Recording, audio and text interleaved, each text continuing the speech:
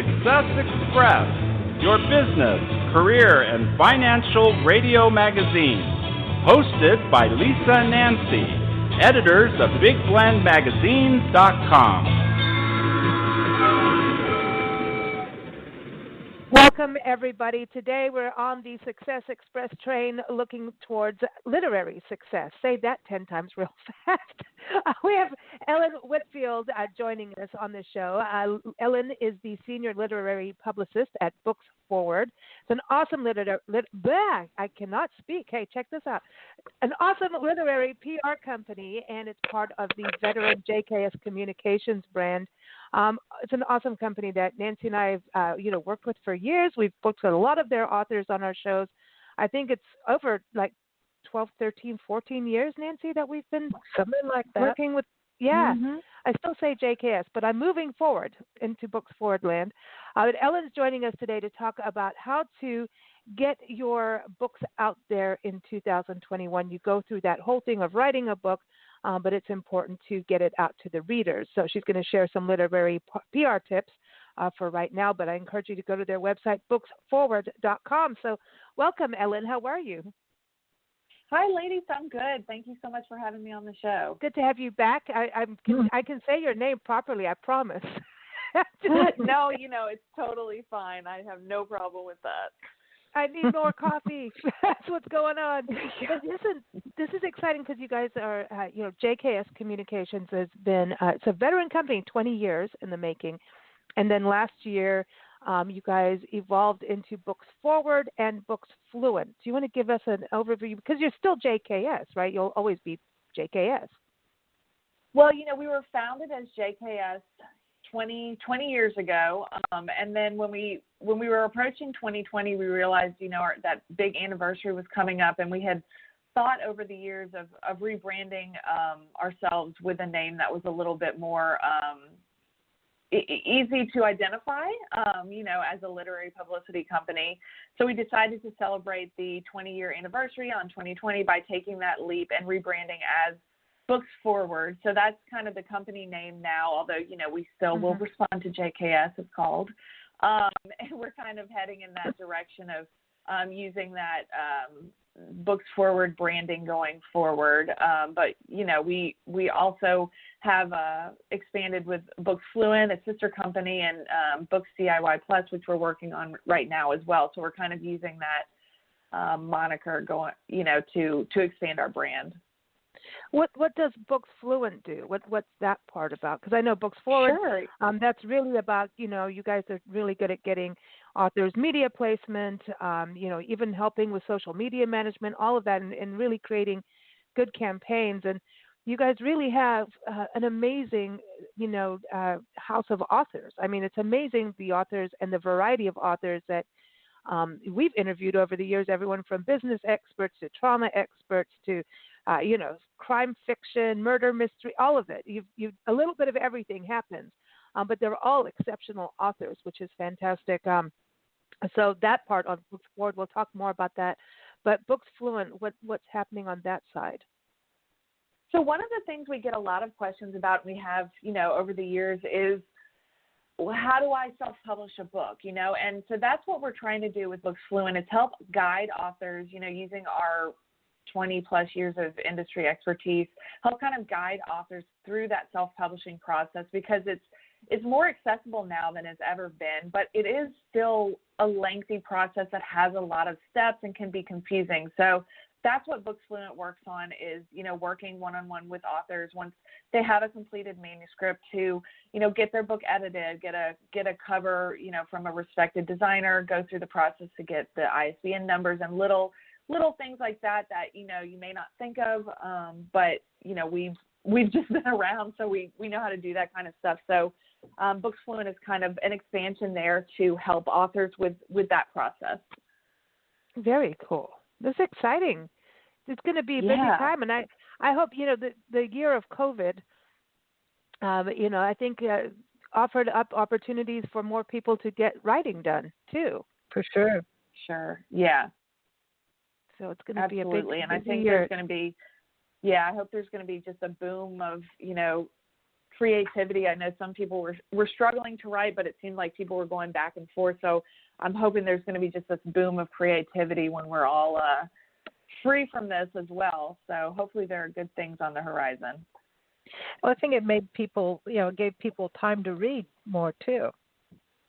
Yes, that's absolutely. I mean, for me, my reading is like doubled. It's kind of how ignoring everything else going on in the world. Yeah. So hopefully other people are the same. Yeah, and only watch Netflix, the movies that were done by your authors. Oh yes, of course. There you go. But yeah, it's interesting. This whole, the whole process of putting a book together. It's like we always talk about that. It can take 2 to 3 years. Some authors it takes 10 years, depending on are they writing full time or not. So it's a huge process. And then here's the baby is out. Now what? And a lot of exactly. I know last year it was a big deal because book tours. I remember Jenny Milchman going across the country. I remember this epic book tour she did, going across the country. I know it's just so cool to think about. She did good, man. She is awesome in that factor. Just going from one bookstore to the other. But now, with the whole pandemic and people not doing as much of that, I know that was a big change for authors that had to really get out there and learn about Zoom and, being more socially active online. So was that a big transition for your authors this past year? Yeah, I mean, I think for everybody, knowing that in-person events were kind of out was kind of a big blow, because that's a way that so many authors celebrate their launch of their book and, build their community, whether that's with a local bookstore or with other authors at festivals and things like that. So that was definitely rough, and trying to pivot from that in the spring was difficult, to say the least. But, I'm so impressed with how bookstores and festivals and, anybody who's kind of hosted in-person events in the past have kind of rallied to figure out ways to make things work and to help authors have some semblance of that same kind of feeling for their books. And, now that we've been in this situation for 9+ months or whatever it is, it's definitely more doable, and it's even opened us up to new opportunities that I think we'll continue to use in the future after we go back to in-person events, considering a virtual event at a bookstore that's across the country that we really love, but maybe don't have the funds to, fly to LA on a moment's notice. We can reach out to them about a possible virtual event or something like that. So, there's definitely negatives, and it's tough to think about the whole journey, but it's definitely some good has come out of it, thankfully. Yeah, I think, some musicians we know too, they're like, you know what, I've reached a bigger audience in some ways, but we miss that energy of a live, event. There's an energy that you just absolutely. You can't replicate it online. Yeah. No, but you can, I think there's no limitations with the internet. There's no, Right. So yeah, you could get a global audience this way. And I think it's also taught people more, about how to be online, how to do more podcasts and things like that too. Thank goodness for podcasts, y'all. Honestly. It's like, although that could have been said before the pandemic as well, honestly. So, but I mean, like you talked about, with some of our authors that weren't super comfortable with social media or Zoom or, that kind of crowd hosting, technology before, they've been so great and just have worked really hard to familiarize themselves and get comfortable with that kind of thing. And I'm so pleasantly surprised how well those kind of events have gone and how much our authors do seem to enjoy them. Mm-hmm. Now, some of your tips, I know you sent me some notes on that, some tips for folks getting started with their PR. And such an important thing. You've done this work, you've written the book, and now you want to get it out to people. But most of the time, that actually needs to start beforehand, right? Before the book is even published, you start getting it out there to people. For sure. Yeah, I mean, ideally we start, six-ish months before the pub date and really start building up our list and of places we want to reach out to, 5 months before, and then start sending books out 4 months before, because that gives people, it gives you enough time to get over any delays with the postal service if you're sending out physical copies, and it gives people enough time to read the book, come up with a thoughtful review, things like that. You kind of have to give people some room there, and so that's what we try our best to do. Of course, that doesn't always happen. That's an ideal situation, but when possible, that's what we really try to achieve. And getting all your folks on board. Like a lot of times, authors suddenly it's like, okay, I have to have an author's page, right? So do you need to start like knocking on your friends and family's doors, or Zooming them, or calling them and saying, hey, can you help? Absolutely. And I think a lot of times authors are, and this is not every author by any means, but a lot of authors seem, uncomfortable with asking their friends to read their book or to leave a review or whatever the case may be. But I always tell authors, put yourself in their, in their shoes. If they wrote a book, wouldn't you want to support them? And, wouldn't you want to do whatever you can to help them, help them have success?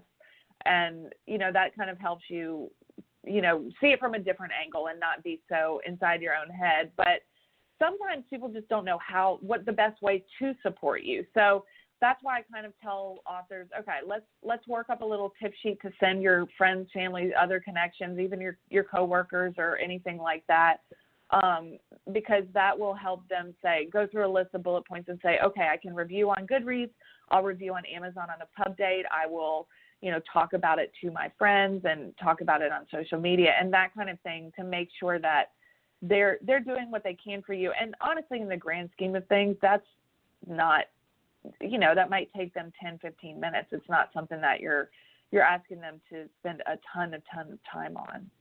But, there's also the possibility that some people would feel a little left out if they weren't included. It's like, well, how come you didn't ask me? Oh, yeah. And that's why I say anybody you can think of, send it their way. But you can also post those tips on your social media channels so that anybody who follows you there is, even if only one or two people see that and rate and review the book, that's one or two more reviews that you would have, than if you didn't post. Yeah, and things really work on that. People look at that. Even, are you going to go to this restaurant? Well, how many negative versus positive? And then, that's, people really read them and also identify with the reviewers. Like, hey, I'm not a crime fiction person, but suddenly reading this book, I am. Then that will appeal to somebody that may not have thought of reading that kind of book, Exactly. Yeah. And there's kind of like a rule of PR that, if you see something, I think it's like 11 times or something like that, then you buy it. So, you just want to hit that 11th mention in somebody's news feed or whatever it may be, and they might say, okay, I have to read this book. I have to know what this is all about or whatever. And I will tell you, as a reader, that absolutely works on me. If I see a book over and over and over again, there's a strong possibility that at some point I'm just going to hit the buy button. Yeah. Is it harder to promote fiction versus nonfiction, like industry books? Like, I know you've got a lot of business authors, and some people write memoirs. Memoirs seems to be huge, and I think that there's going to be more memoirs than ever. I think that's going to be a big deal. Yeah. And also just a generational changeover. When we go through those generational cycles, more memoirs are born. You know what I mean? Oh yeah. So yeah, sometimes I think it's hard to promote fiction because I know even with our interviews, like we won't read the very end of the book because both Nancy and I are bad, especially if it's our Champagne Sunday show, man. We'll have another sip of champagne and we'll tell you who's so. We'll tell you everything. So it's like, it's hard. And I'm totally fine with that. I'll read the end of a book first sometimes just so I can get it out of the way, know what's going on, and not be anxious about it the whole time. See, that's funny. But yeah, the fiction versus nonfiction, sometimes I think it's also nonfiction. It's kind of easier in some ways because it's maybe industry or, the niche market. I don't know. Does it make a difference? I think the nice thing about the internet, it has a lot of negatives, but I think the nice thing is that there are so many readers out there, and we've built such a good base because we've been doing this for so long, that there's always somebody who wants to read the book that you have. There's always somebody who's a perfect fit for it. So we don't really struggle with, there's always something that's a niche element you can pull out and say, oh, I'll bet this person will be interested. Like right now I'm working on like an early reader's chapter book, so it still has pictures and stuff, but it's about a dog who has trouble barking, and he meets a girl who has a little bit of a stutter. And so, they work together to kind of work through their speech. Yeah, I mean, it's really, really cute. And one of my thoughts was, oh, okay, I bet there are, some speech language pathologists online who have blogs or Instagram accounts or something like that who work with kids and would love to take a look at this book. And we've had just a tremendous response from that. I know somebody who would. How about that? Well, email me after the show. I would love to send her a copy. But, that kind of thing, and just thinking along those lines and kind of treating each book to find its special angles is really what makes our company work so well. Is, okay, how can we get this to the people who really, really want to read it? And we also try to, most of us are big readers too. And, my friend Jennifer is a publicist, and she loves true crime. So she just started a new campaign on a true crime. So we try to, assign books as far as their publicists go for what we like to read to. And that helps as well, because, we can think in that way of, okay, I'm a mystery reader. Where are my other mystery readers? That's smart. Mm-hmm. Now, the other thing too, the internet, especially the internet, of course, you want to get your book into the bookstores and into the libraries, especially local ones. And if it's regional themed, that's always a cool thing too. That's the thing I've seen, that books that are regional, man, that is a big deal, just to get into your local papers and your local TV and local, and it's something that often will have a long shelf life. You know what I mean? Where you can keep reprinting or whatever. It's right. It can have more than one run when it's regional, because it's regional interest in something, whether or not it's a murder mystery or a travel book or something. It's interesting that way. But the thing is, there are so many ways to get out there. I mean, and I think that's got to be kind of daunting as an author to look and go, which one do I do? Right. Which way do I turn?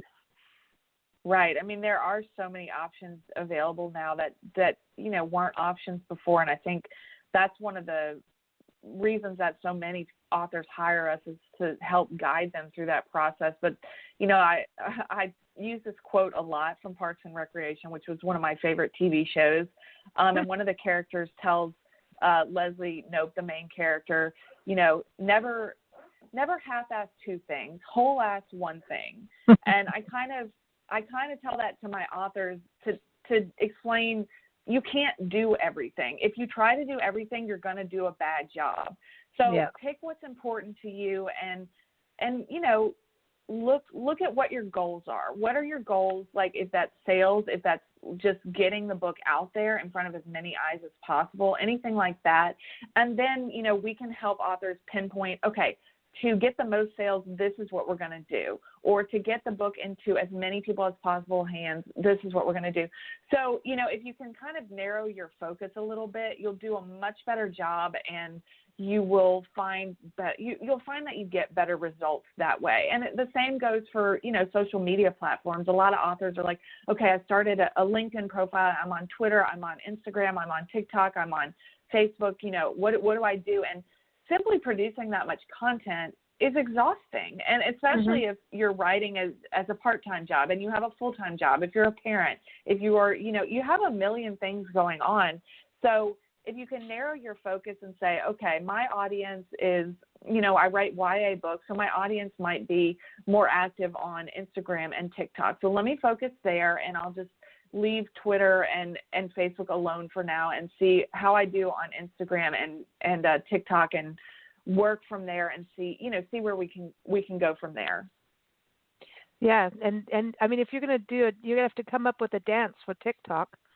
So that's a whole different Yeah, thing. I know. I'm too old for TikTok, honestly. So I just leave that to my interns, and they pretty much run it very well. I just hope that I never have to dance on camera. I'm sure it's coming though.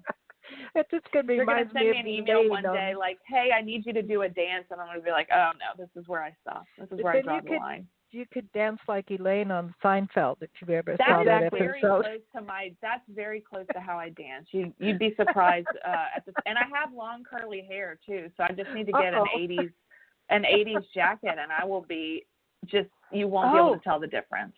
See, you got to get with shoulder pads. You need the shoulder pads. Oh, yeah. We're going to the 80s. My mom still has some shoulder pads I could probably borrow. Oh my gosh, what were we thinking? Seriously. I don't know. Aquanet and shoulder pads. It's a look. I'm always impressed. Yeah, the Aquanet, the high bangs, whoo, that is impressive. Yeah, the shoulder pads were supposed to make it so that your waist would look smaller. See, your shoulders are bigger. Yeah, that's what that was about. Never heard that in my life. I've never even thought of. That's why. Football outfits. It looked like you're going to play football. You know. I know, they're funny. It is. It's fun to look back on. Mhm. There's something about the 80s. I mean, it's like that's classic rock, and I'm like, 80s music. No. How did that turn into classic rock? You're making me feel a little older now. Stop it. Stop it. I know. I saw some kid talk about NC as NSYNC the other day, and I about fainted. So it's hitting me too. It's hurtful. Oh boy. It's mean. It's mean, but it's cool. It was a colorful era, and we had punk and good stuff and punk rock, and so punk rock is allowed to stay classic. It'll never die. Yeah. No. Oh, sure. All right. I didn't know we were going to talk about punk rock and shoulder pads, but Yeah. that's all good with me. You just never know when the day's going to take you.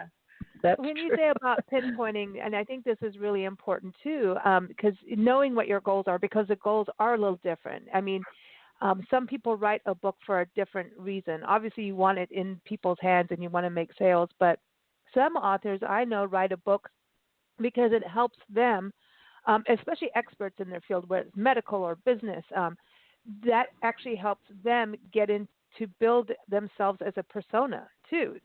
That kind of thing. Absolutely. Yeah, that's and important. And those people might just write one book, and that may be it for them. You know, it's not so much about building their career as an author as it is kind of furthering their career in their professional field. So, and that's can be approached in a different way than somebody who's writing a fourth book in a series, or writing the first book in a series even, and planning a long career as an author. So, I think it's so important to identify what your goals are. Is this your only book? Do you just want to sell as many copies as you can? Like you said, do you want to further your career as a businessman or whatever the case may be? Or, are you hoping to use this as kind of a stepping stone for a longer term career path?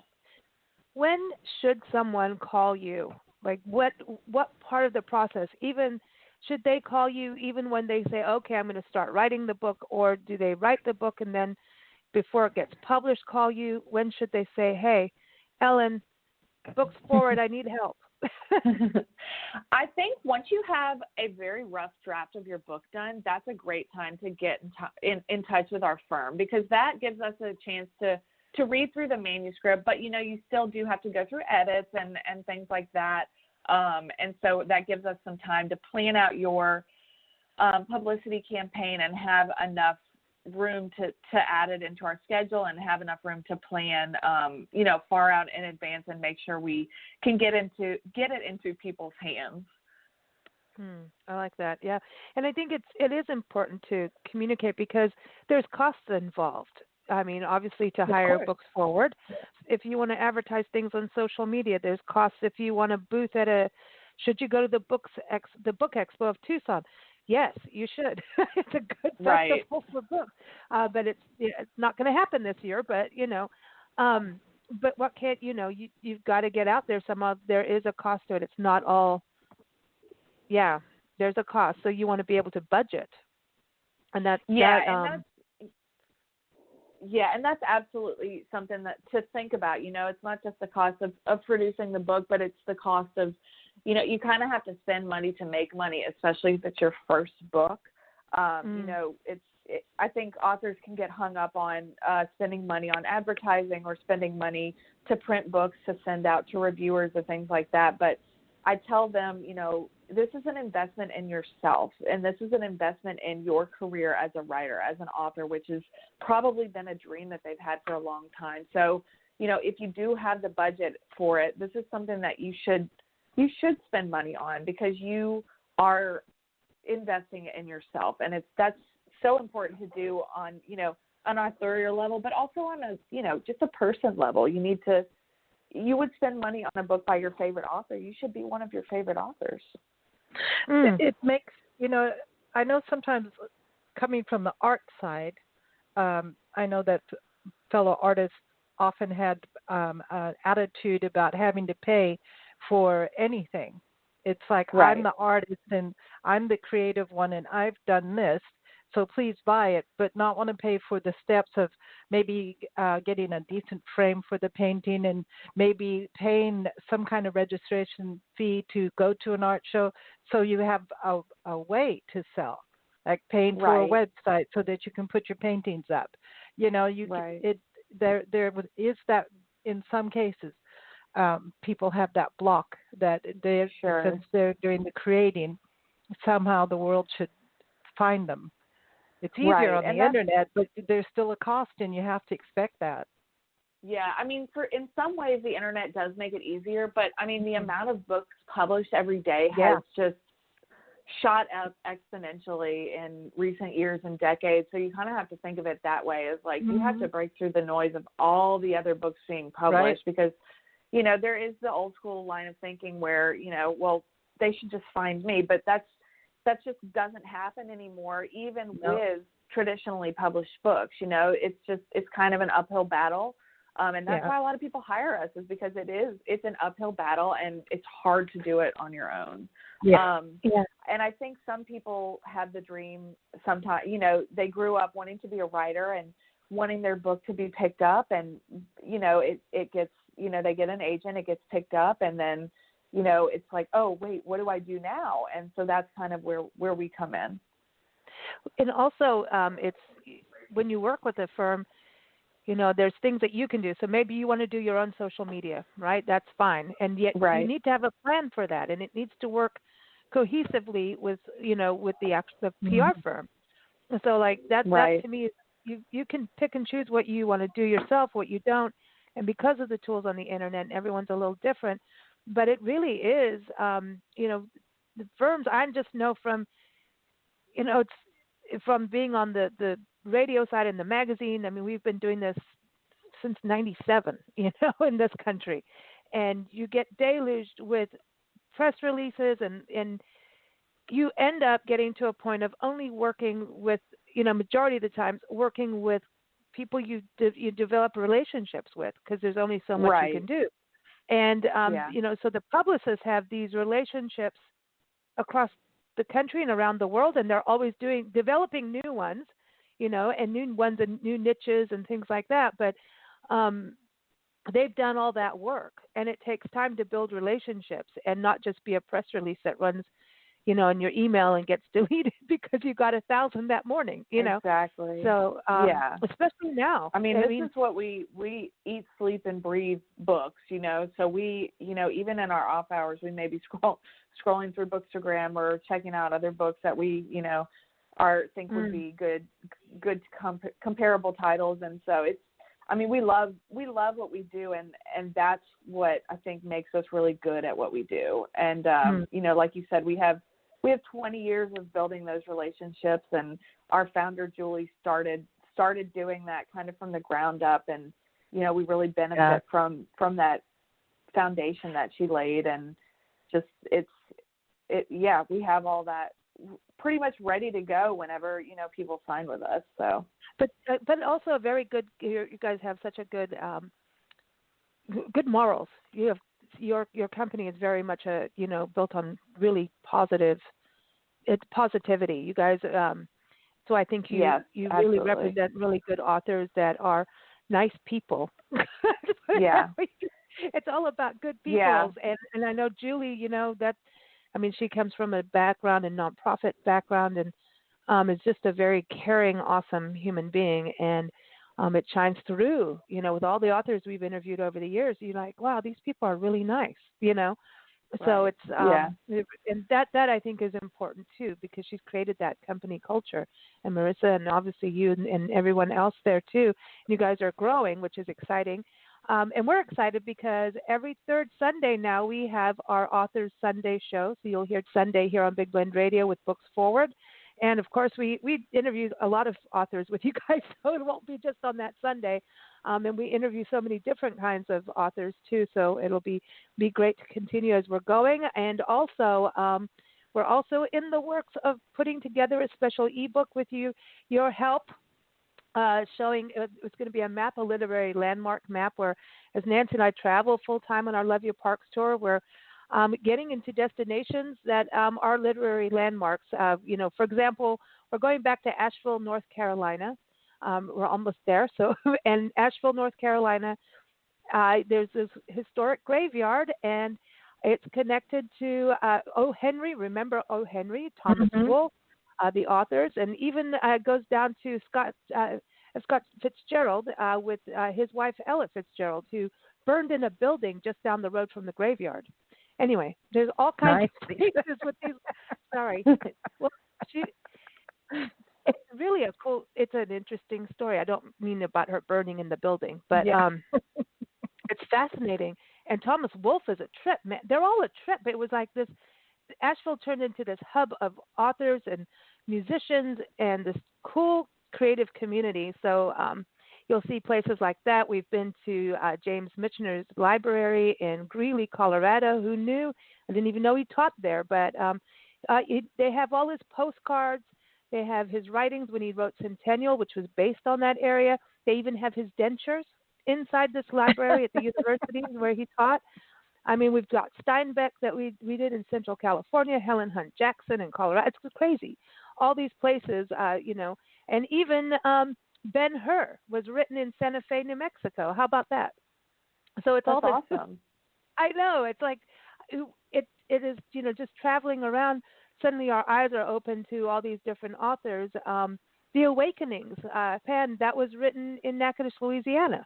So it's amazing, like how all this comes together. So we're creating a literary landmark map on our site, nationalparktraveling.com, so you can see all these places. If you're a writer or you are a book lover, you're going to dig this. And then we're going to put a photo journal when we get to 25 landmarks. You'll see a photo journal with that. So I'm excited about this, Ellen. It's fascinating, and it keeps the torch burning for the authors, so people remember them, Yeah, so and that's so cool. important to them. Sometimes after the launch date, it can feel like a little bit of it's kind of like the day after Christmas, And so to be able to keep that momentum going is really important and really special for them. Awesome. Well, thanks so much for joining us. It's always a pleasure. I know we're going to do this every quarter, dig into more literary tips for authors. And everyone, again, you can keep up with Ellen and everyone at the Books Forward team. Just go to booksforward.com and keep up with them on social media, Facebook, Instagram, Twitter. Are you TikToking? Books Forward? I think, yes, we are TikToking. Like I said, the interns have control of that, so probably wild times over there because, they're young. They know what's going on. And meanwhile, I'm like, oh, God, please no. All right. Well, you take care, and we'll chat again soon. Thank you so much. I hope you guys have a great rest of your day. You too. Take care. Bye, ladies. Bye-bye. Thanks, everyone, for joining us here. Keep up with us at bigblendradio.com.